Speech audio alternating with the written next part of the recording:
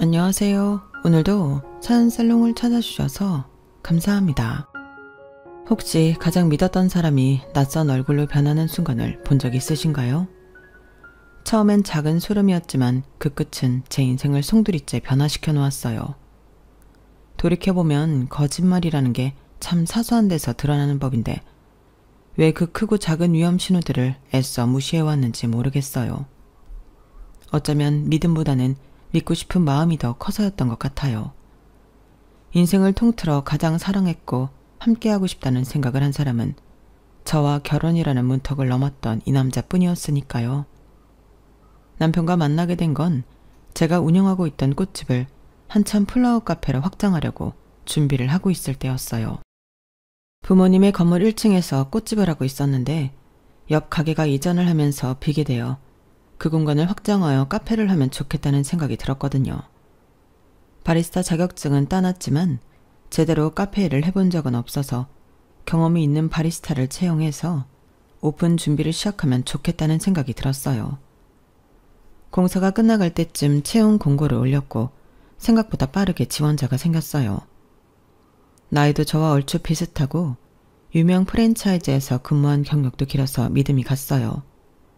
면접 때도 꼼꼼한 스타일인 게 느껴졌고 사진보다 인상이 멀끔하고 스타일이 좋아서 이런 사람이 카페에 있으면 여자 손님들 좀 끌 수 있겠다는 생각이 들더라고요.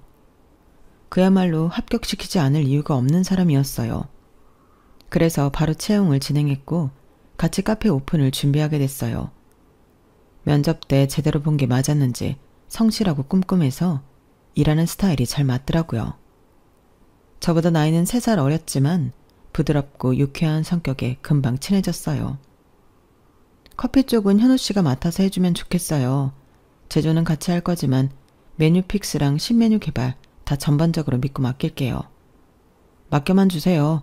대형 프랜차이즈에서도 일 많이 해봤고 개인 카페 오픈 멤버로도 일해본 적 있어요. 자신 있게 말한 것처럼 정말 여자들이 좋아할 만한 감성으로 메뉴판을 뽑더군요. 제가 생각했던 느낌의 그 사람의 아이디어까지 얹으니 제법 트렌디하면서도 편안한 느낌의 카페가 완성이 됐어요. 카페는 오픈하자마자 여자 손님들로 가득 차더군요. 아무리 직원이 멀끔하다지만 어디서 입소문이라도 듣고 온 것처럼 손님들이 밖에 줄까지 서길래 뭔가 이상하다는 생각이 들었어요. 현우 씨, 왜 이렇게 사람들이 많이 왔지? 따로 광고를 많이 돌린 것도 아닌데? 그게 제가 광고를 좀 했거든요. 현우 씨가? 무슨 광고를 했길래? 따로 돈 들여서 광고를 한 거야? 그건 아니고요. 사실은 제가 커피 관련 프로그램에 출연한 적이 있거든요. 그래서 저를 아시는 분들이 좀 계세요. 알고 보니 방송 출연 경력이 있어 커피 매니아들 사이에서는 어느 정도 인지도와 팬까지 가지고 있는 사람이더라고요. 아니, 그걸 왜 이제 말했어? 나는 이렇게 유명한 사람인 줄도 모르고. 그럼 사장님이 저 불편해하시고 안 뽑을까봐 그랬죠. 전 여기서 꼭 사장님이랑 일하고 싶었거든요.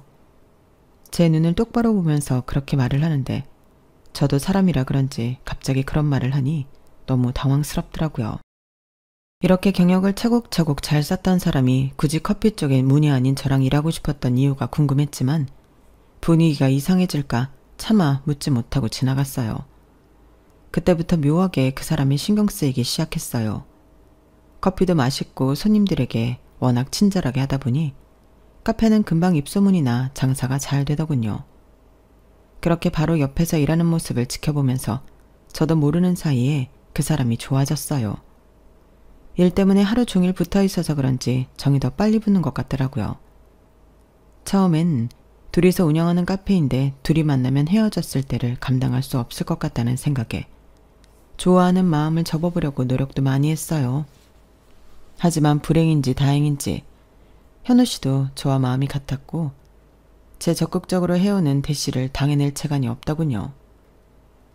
그러다 결국엔 서로 마음을 확인하는 계기가 생겨 만나보기로 했죠. 연애가 영업에 방해로 작용될까봐 늘 조심했지만 생각보다 성격이 잘 맞아서 불화가 거의 없는 커플이 됐어요. 눈치가 워낙 빠른 사람이라 그런지 싸울 뻔하다가도 제 감정이 올라가려 하면 센스 있게 바로 사과하면서 제 비위를 살살 맞춰주니 크게 화낼 일이 없더라고요. 사귀는 내내 저에게 언성을 높이는 일이 단 한 번도 없었고 늘 예쁜 말로 격려해주며 안정적인 연인이 되어주니 어느 순간부터 의지를 많이 하게 되더라고요. 그렇게 2년쯤 사귀고 나니 마침 저도 결혼할 나이가 되었고 둘 사이에 결혼 이야기가 나오기 시작했어요. 솔직히 말하면 나랑 결혼 생각이 있다면 빨리 했으면 좋겠어. 연애도 좋지만 지금 우리가 일도 같이 하고 있잖아. 결혼을 하면 더 안정적이게 될 것 같아. 결혼 이야기를 먼저 꺼낸 건 남편이었어요. 앞으로의 미래에 대해 이야기하다가 자연스럽게 나왔는데 왠지 모르게 서운하더라고요. 그렇긴 하지. 근데 그런 이유 말고 나랑 결혼하고 싶진 않아? 응? 당연히 결혼하고 싶지. 당신은 무슨 당연한 소리를 물어. 내가 결혼 얘기를 괜히 꺼냈겠어? 살짝 당황하면서 허둥지둥 대는데 당시엔 저도 살짝 서운한 마음에 그냥 해본 소리라 별로 이상하게 생각하진 않았어요. 그런데 지금 생각하면 그런 사소한 반응들도 다 이유가 있던 거였더라고요. 그날 대화를 계기로 본격적으로 남편과 저는 결혼 준비를 시작했어요. 남편이 먼저 저희 집에 인사를 왔어요. 서글서글한 인상이 싹싹하게 구는 남편을 보고 부모님은 참 마음에 들어 하셨죠. 너보다 나이가 어리다기에 걱정을 했는데 전혀 걱정 안 해도 될 만큼 센스도 있고 듬직한 성격이구나. 엄마는 안심이 된다. 그런데 딱 한 가지 남편이 마음에 걸리는 행동을 했어요. 식사가 끝나고 갑자기 저에게 이렇게 묻더라고요. 그런데 부모님 댁 너무 좋다. 독립하기 전까진 당신도 여기서 같이 산 거야? 그렇지. 카페 시작하면서 독립했으니까. 3년 전까지는 나도 여기서 같이 살았어. 그래? 그럼 나 당신이 쓰던 방이랑 집 구경 좀 하고 싶어.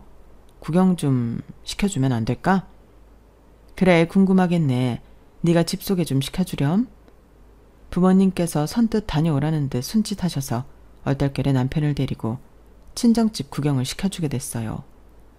뭔가 기분이 묘해서 좀 소극적으로 방들을 보여주고 있었는데 남편이 적극적으로 방에 들어가 하나하나 샅샅이 뜯어보더라고요. 와, 이게 당신이 쓰던 방이야? 진짜 넓다. 방 한 칸이 뭐가 이렇게 넓어? 집도 넓다고 생각하긴 했는데 방이 크니까 확 체감이 되네. 너무 좋았겠다. 부모님이 큰 방을 주셔서 덕분에 친정에 살 때도 편하게 잘 지냈지. 당신 방이 이 정도면 안방은 어느 정도일지 궁금한데? 어디야? 이쪽 같던데? 아무리 그래도 부모님 방은 보여드리기 좀 그런 것 같아서 주춤하는데 남편이 대충 어디인지 알 것 같다는 표정으로 성큼성큼 걸어서 안방문을 확 열어 제끼더라고요. 순간 너무 당황해서 얼어있는데 남편이 방 안에 휙 들어가 버려서 황급히 따라 들어갔어요.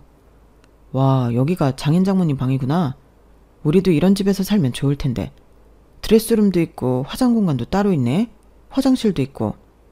여긴 부모님 방이니까 얼른 나와. 허락도 못 받았는데. 허락? 아까 받았잖아. 집 구경하라고. 안방은 좀 다르잖아. 그래? 안방은 집 아닌가? 안 될 건 또 뭐야? 안방이 제일 좋은 방인데 안방을 봐야 그 집을 전체적으로 보는 거지. 저랑은 아예 사고방식 자체가 다르니 어디서부터 뭐라고 해야 할지 모르겠더군요. 부모님께서도 집 구경을 하라고 하긴 했지만 막상 사야 될 사람이 너무 스스럼없게 안방문을 벌컥 열고 들어가 버리니 내색은 안 했지만 많이 당혹스러우신 눈치였어요. 그래서인지 헤어지기 전 남편이 잠깐 화장실 가느라 자리를 비웠을 때 제게 슬쩍 물어보더군요. 너는 아직 인사를 안 갔다고 했지? 네, 다다음 주쯤 인사드리러 가요. 그래, 상대방 집에 가보는 것도 중요하지. 왜요, 엄마? 뭔가 마음에 걸리세요? 아니야. 다 좋았는데 안방을 저렇게 들어가는 걸 보니 조금 가정교육이 부족한 환경에서 자랐을 수도 있나 싶어서. 그래도 네 말대로 사람 착하고 성실해 보이는구나. 그거 하나만 보고 판단할 수는 없으니까 그 집 분위기를 같이 보면 좋을 것 같아서 물었어. 걱정 마세요. 평소에도 부모님 이야기는 많이 했는데 그렇게 이상한 분들은 아닐 거예요. 남편에게 연애하면서 들었던 시댁의 분위기는 서로 한 번도 싸워본 적 없는 집이었어요. 많이 투닥대도 금방 화해하고 다시 화목한 저희 집과는 다르게 성인이 되어서는 한 번도 싸워본 적 없지만 그만큼 친하지 않다는 게 남편의 입장이었죠. 그래도 가족 내 불화가 없었다는 걸 보면 시부모님과 큰 갈등이 생길 일은 별로 없겠구나 싶었어요. 그렇게 시간이 흘러 시댁에 가는 날이 다가왔어요. 집이 생각보다 너무 깨끗하고 인테리어도 잘 되어 있어서 깜짝 놀랐다는 게 시댁의 첫 인상이었죠. 와, 어머님, 아버님, 집이 너무 예뻐요. 감각이 엄청 좋으신 것 같아요. 그래. 이 사람이 인테리어에 관심이 많아서 공을 좀 들여놨지. 예쁘다니 다행이네. 시부모님 되실 분들은 온화해 보이셨지만 말수가 극도로 적으셨어요. 많이 어색한 모양이신지 저 몰래 서로 팔을 툭툭 밀며 말 좀 해보려는 제스처를 하실 정도였어요. 어쩔 수 없이 제가 나서서 이야기를 주도하게 됐어요. 아무래도 친밀해지려면 이런저런 것들을 많이 알면 좋으니 이것저것 질문을 하게 되더라고요. 이 사람 어릴 때는 어땠어요?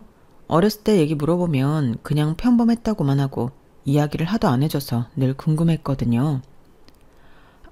어릴 때? 사실 현우는 어릴 때 특별할 건 정말 없었는데 그냥 순하고 얌전했지.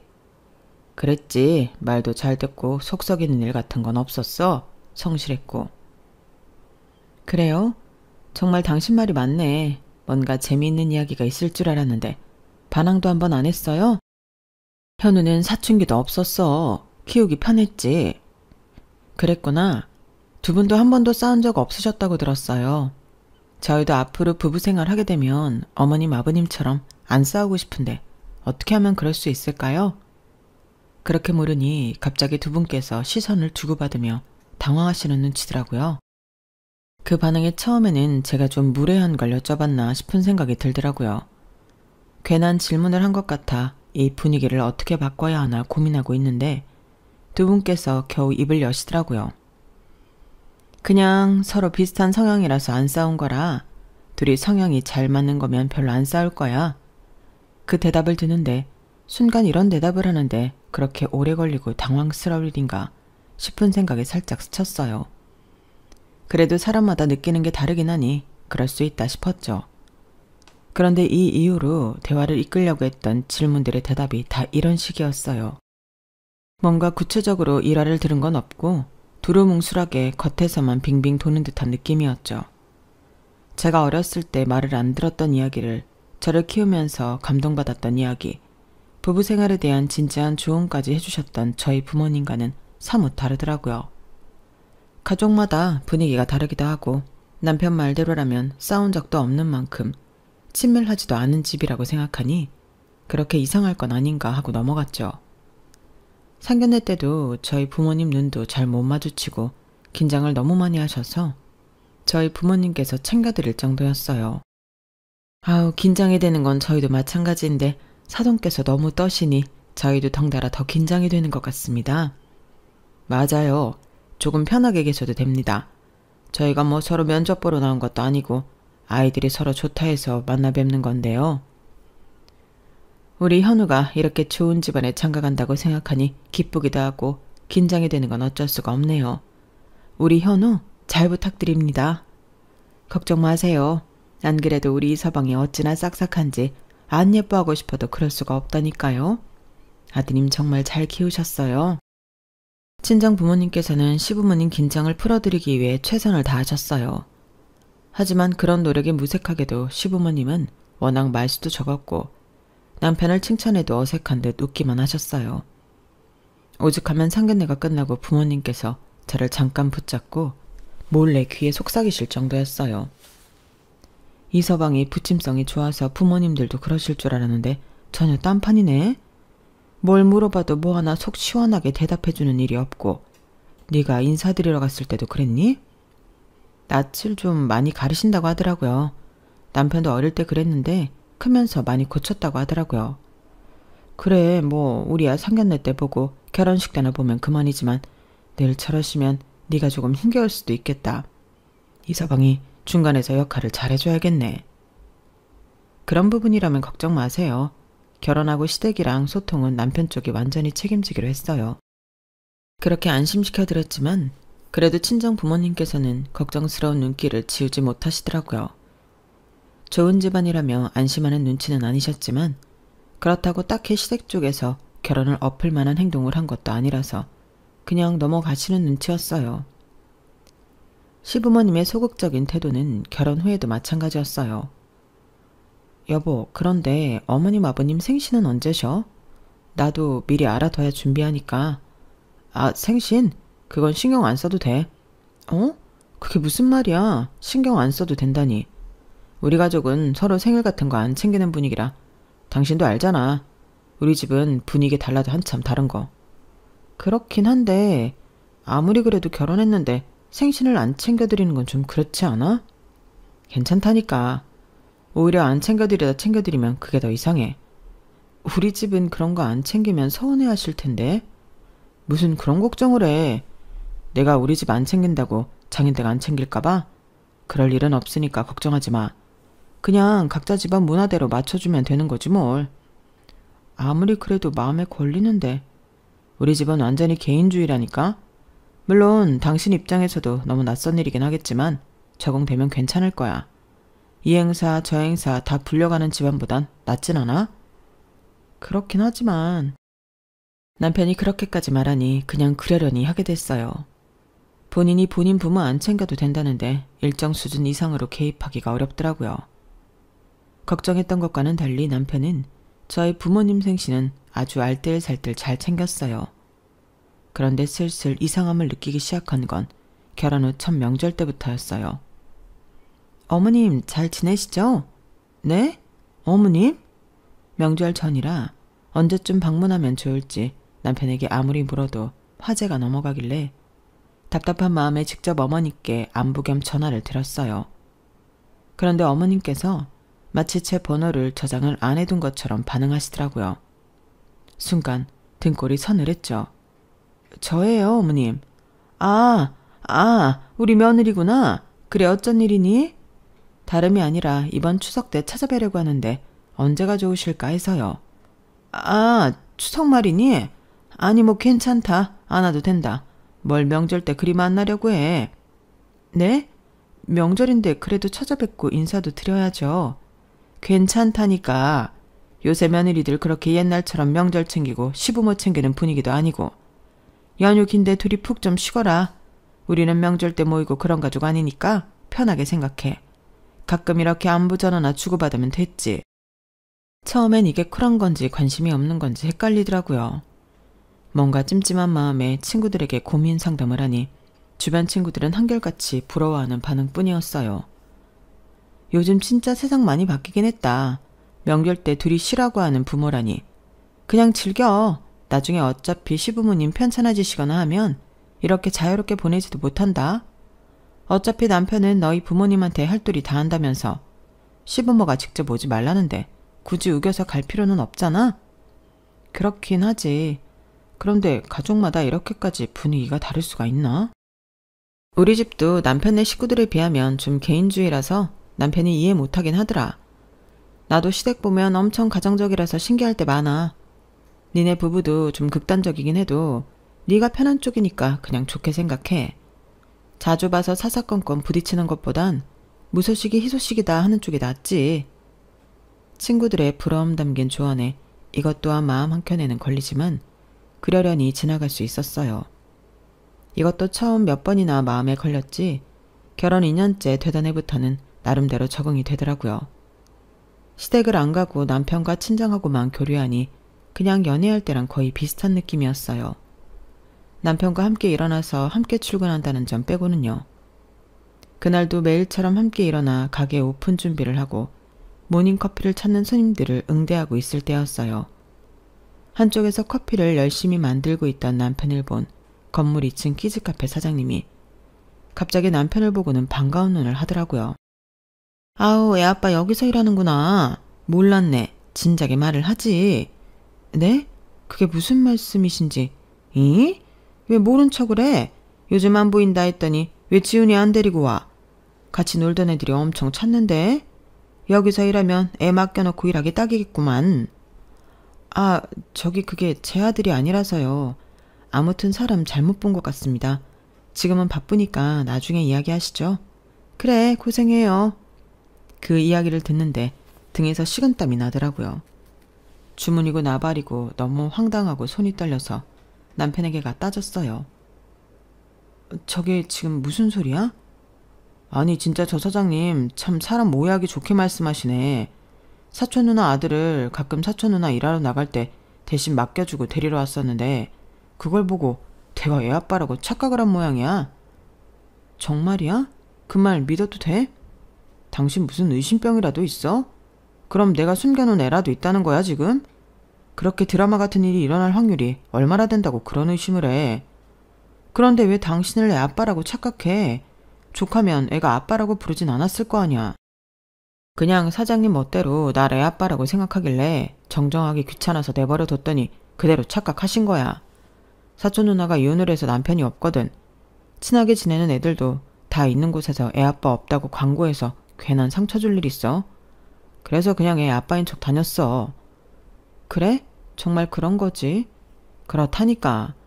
애 데려다 주러 다니다가 여기 카페 공고 모집도 본 거고 그렇게 당신 만나게 된 거야. 남편 말을 들으니 일리가 있게 느껴졌어요. 공고 모집을 올리자마자 지원서가 올라온 것도 신기하다고 생각했거든요. 알겠어. 하긴 그렇게까지 당신이 누굴 속일 사람도 못 되고. 그래. 그리고 나 아이 싫어해. 별로 낳고 싶은 생각도 없어. 그런데 이야기가 다른 데로 튀었어요. 남편 입에서 연애 때는 전혀 몰랐던 사실이 튀어나왔던 거죠. 뭐라고? 애 가질 생각이 없다고? 물론 당신이랑 상의해볼 문제긴 하지만 나 혼자 어떻게 생각하냐고 물어보면 별로 생각 없다는 뜻이었어. 근데 당신도 어차피 카페 일 때문에 바쁘니까 일 쉴 생각은 없지 않아? 일을 중요하게 생각하는 사람이니까. 그렇게 하지만 난 아예 안 가질 생각은 전혀 없었어. 내 가정을 꾸려서 행복하게 사는 게 내 결혼의 이유기도 했고. 당신이 길 가다 마주치는 아기들 보면 엄청 귀여워하고 능숙하게 다루길래 아이를 좋아하는 줄로 생각했는데 귀여워하는 거랑 키우는 건 완전히 다른 문제니까 그렇지. 귀여운 거야. 애기는 다 귀엽지. 애기 낳는 건 좋은데 그럼 당신 커리어도 끊기고 우리 수입도 반으로 줄어들 텐데 그럼 지금처럼 경제적으로 여유 있게 데이트도 못할 거고. 그래도 난 당신이 그렇게 생각하는 줄은 전혀 몰랐어. 아이 생각이 없었으면 결혼도 다시 생각했을 만큼 나한테는 아이가 중요한 문제였어. 당연히 당신이 아기를 좋아한다 생각해서 굳이 이런 대화를 해볼 필요도 못 느끼고 있었어. 그런 생각이었으면 진작에 말을 해줬어야지. 난 당신이 이를 중요시 여기는 사람이니까 당연히 아이 생각은 없을 줄 알았는데 그래도 당신이 결혼을 다시 생각해 볼 정도로 그렇게 아이가 중요한 거라면 낳아야지. 절대 안 된다는 뜻은 아니었어. 그래도 적어도 우리 신혼은 충분히 즐기고 가지면 좋을 것 같은데 그건 어떻게 생각해? 지금 벌써 결혼한 지 2년이 넘었는데 나름대로 신혼생활은 충분히 즐긴 거 아니야? 나는 적어도 3년쯤은 즐겼으면 해서. 아이 낳으면 지금처럼 좋은 식당에 가거나 여행을 가지도 못하니까.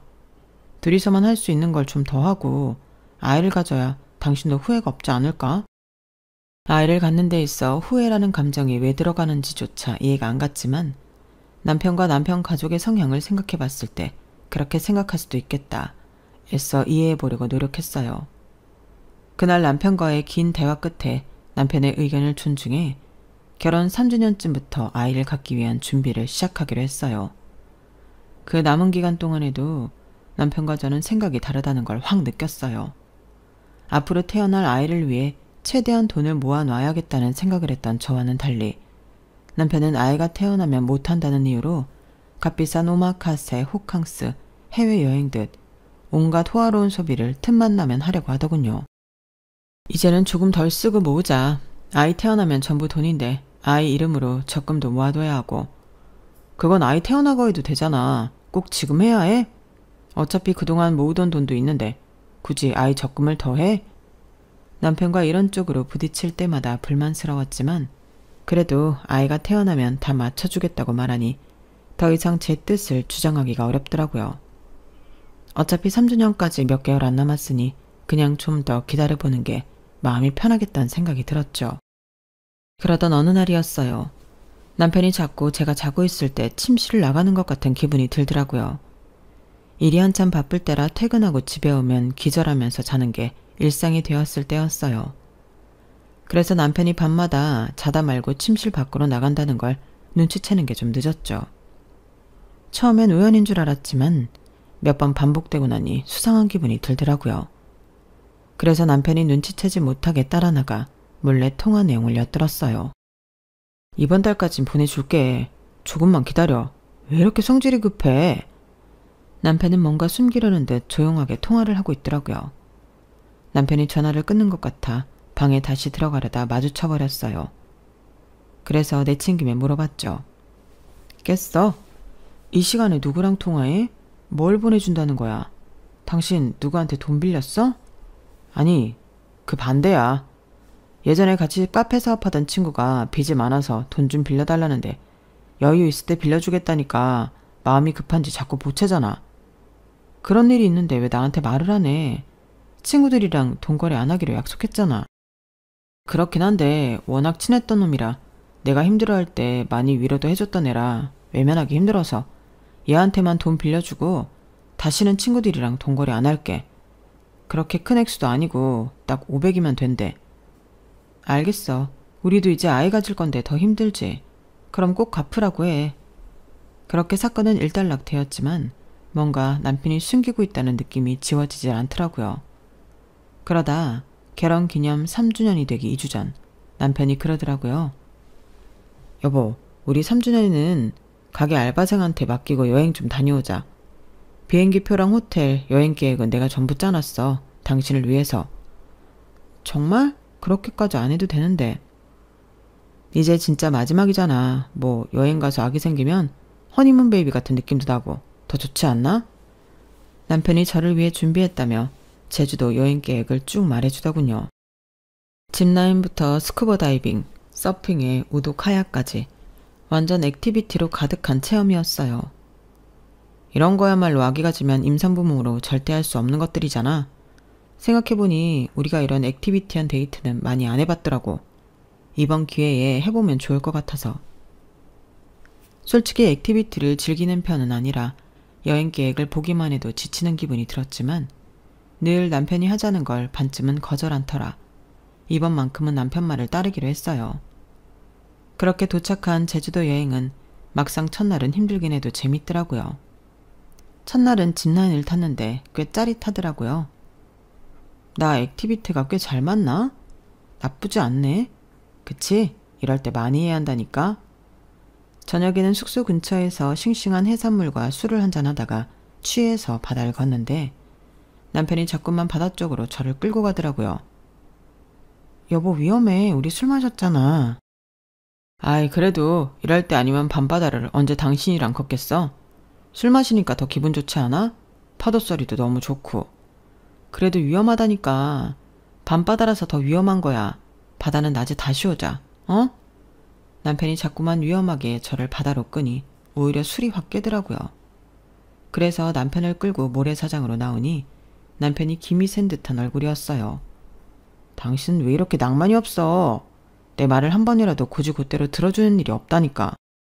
숙소에 돌아와서도 남편은 삐진 듯 등을 돌리고 돌아누워서 자더군요. 내심 미안한 마음까지 들었어요. 하지만 둘 다 술에 취해 있던 상황이라 위험한 것보다는 낫다는 생각에 애써 미안한 마음을 지우고 잠을 청했죠. 그런데 밤 12시가 넘었을 쯤 갑자기 전화가 오더라고요. 너무 피곤해서 받지 않으려고 했지만 벨이 너무 울려대니 어쩔 수 없이 깨더군요. 남편은 술에 완전히 골아떨어졌고 전화 발신인은 엄마였어요. 이 시간에 전화를 잘 안 하는 엄마께서 갑자기 전화가 오니 머릿속에 5만 가지 생각이 다 들더라고요. 엄마 무슨 일 있어요? 예, 너 지금 어디야? 나 제주도예요. 결혼 기념일 여행 온다고 했잖아. 왜 그래요? 너 이 서방 자고 있으면 당장 도망쳐야 해. 근처 다른 숙소에서 자고 내일 아침 날 밝자마자 서울로 올라와. 뭐라고요? 아무런 설명도 없이 갑자기 왜? 내가 지금 말해봤자 내가 내 말을 믿겠니? 일단 엄마 믿고 시키는 대로 해. 안 그럼 너 안 좋은 꼴 당해. 엄마는 알 수 없는 말만 하셨어요. 엄마의 말을 믿을 수는 없었지만 이상하게 그 순간 등줄기에 소름이 끼치면서 일단은 엄마가 시키는 대로 해야겠다는 생각이 들더라고요. 그래서 비몽사몽한 채로 캐리어를 그대로 다시 싸고 외투를 챙겨 숙소를 나섰어요. 밤이라 마땅히 갈 곳이 없어 택시를 타고 공항 근처로 가서 날이 밝을 때까지 공항에 있었어요. 비행기표도 가장 빠른 걸로 잡아서 다음날 바로 서울로 올라왔죠. 아침에서 점심으로 넘어가는 시간쯤 남편에게서 전화가 빗발쳤지만 받지 않았어요. 그래야겠다는 생각이 들었거든요. 공항에 도착해서는 바로 부모님 댁으로 향했어요. 아, 엄마가 얼마나 무서웠는지 아니? 잘 왔다, 잘 왔어, 내 딸. 엄마께서 문이 열리자마자 저를 껴안으시더라고요. 엄마 뒤로 우리 건물 2층 키즈카페 사장님의 모습이 보였어요. 아우, 정말 다행이네. 아니, 나는 당연히 이 집에서 다 알고도 결혼시킨 줄 알았지. 세상에 어떻게 이런 일이 있어요.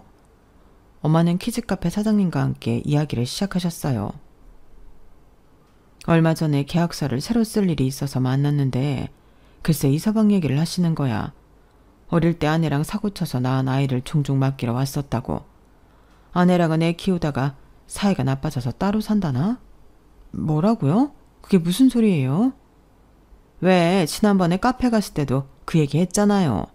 애는 요즘 왜 안 데리고 오냐고. 그랬더니 갑자기 자기가 애 아빠 아니라는 둥 잡아떼니까 이상하대. 어른들은 몰라도 애들은 거짓말 안 치거든. 근데 왜 그런 거짓말을 치나 싶었지. 그런데 언젠가부터 소문에 부잣집에 사장가를 갔다기에 어떻게 간 건가 싶었는데 그게 우리 건물주 따님이랑 결혼한 거였다니 세상에. 혹시나 싶어서 내가 알고 있는지 떠봤는데 내가 전혀 모르고 있으니까 알려주시더라. 세상에 이분 아니었음 우린 까맣게 모르고 살 뻔했지 뭐니. 그제서야 남편의 그 수상했던 모든 행동들이 이해가 가더라고요. 아이를 낳기 싫다며 아이만 봐도 경기를 일으키던 모습하며 밤에 몰래 통화한 건 아마도 애엄마지 싶었어요. 하지만 그것만으로는 도저히 이 현실을 받아들이기가 힘들더라고요. 그런데 결정적인 건 사위분이랑 친하게 지냈던 애아빠 말로는 부잣집에 사장가 간 이유가 애 때문이라고 하더라고. 빚도 너무 많고 애한테 물려줄 재산도 하나 없고 그래서 부잣집으로 간댔나? 그 집은 무슨 죄가 있어서 없던 빚을 갚고 바깥 애한테 재산까지 물려줘야 하나 했지. 내가 이 얘기 듣고 하도 기가 막혀서 이서방 뒷조사 좀 했다. 그런데 정말 그 말이 다 맞더라. 애 엄마도 찾아서 이미 이야기 나눴고 너한테 어떻게 이야기해야 하나 싶었는데 니네 휴가 간 기간 동안 카페에 들렀더니 알바생이 나한테 이걸 주지 뭐니? 엄마가 건네주신 건 제 앞으로 온 서리봉투였어요. 처음엔 별 생각 없었는데 어젯밤에 갑자기 문득 이게 뭔가 궁금하지 뭐니. 뜯어봤더니 세상에 네 이름으로 된 고액 생명보험 서류더라. 수익자는 이서방 단독으로 된 데다 날짜를 보니 효력이 지난주부터라고. 뭐라고요? 그 은큼한 자식이 이걸 집에 숨겨놓으면 들킬 것 같았는지 카페 구석에 숨겨놓은 걸 알바생이 발견해서 준 거야. 네 이름으로 되어 있길래 버리면 안 되겠다 싶어서. 내가 먼저 발견했으니 망정이지. 아휴, 내 팔자야. 조사해보니 시부모라고 나왔던 것들도 진짜 부모가 아닌 것 같아. 애 엄마한테 확인해보니 얼굴을 전혀 모르겠다고 하더라. 자초지종을 다 듣고 나니 정말 두 눈에서 불이 뿜어져 나올 것처럼 열받고 화가 나더라고요. 우선 집에 가자마자 집 비밀번호를 바꿔버렸고 짐을 싸서 친정에 왔어요. 그리고 남편에게 보험 사기, 살인미수, 혼인빙자 사기로 남편을 형사소송 걸었죠. 다행히 그동안 엄마가 모아놓은 증거가 많아 재판에서는 유리하다고 하더군요. 그리고 별도로 가정법원에 혼인 취소 소송도 제기했어요. 남편이 사실혼 관계와 아이라는 엄청난 사실을 숨기고 결혼한 점을 입증하면 혼인 취소가 인정될 가능성이 크다고 하더라고요. 그래서 애엄마와 딜을 했죠. 솔직히 제 입장에선 당신이 남편이랑 처음부터 이 일을 짜고 친 건지 알 길이 없네요. 그런데 그게 아니라면 적극적으로 협조하시죠. 당신까지 공범으로 잡혀가면 아이는 누가 키우겠어요. 애 생각도 하셔야죠. 아이를 들먹이며 협박 아닌 협박을 하자 처음엔 몇 번 버티던 애 엄마도 결국엔 두 손 두 발 다 들더군요. 알겠어요. 증거를 다 넘길 테니까 나한테까지 소송을 제기하지 말아요. 애랑 조용히 살 테니까. 애 엄마는 통화 녹취와 주고받은 문자를 넘겨줬고 이걸 증거로 제출하자 남편은 빼도 박도 못하게 됐죠. 시간은 좀 걸렸지만 남편은 유죄가 확정되었고 위자료의 손해배상 청구도 받아들여져 빚더미에 앉게 됐어요. 여보, 진짜 이건 아니잖아. 우리 참 사이 좋았었는데 이렇게까지 할 필요는 없잖아. 당신 아직도 정신 못 차렸구나. 당신이 하려던 짓은 살인이야. 그건 그냥 충동적으로 했던 말이고 실행에 옮길 생각은 전혀 없었다니까. 차라리 애랑 애 엄마를 버리고 당신이랑 행복하게 살 생각이었다고.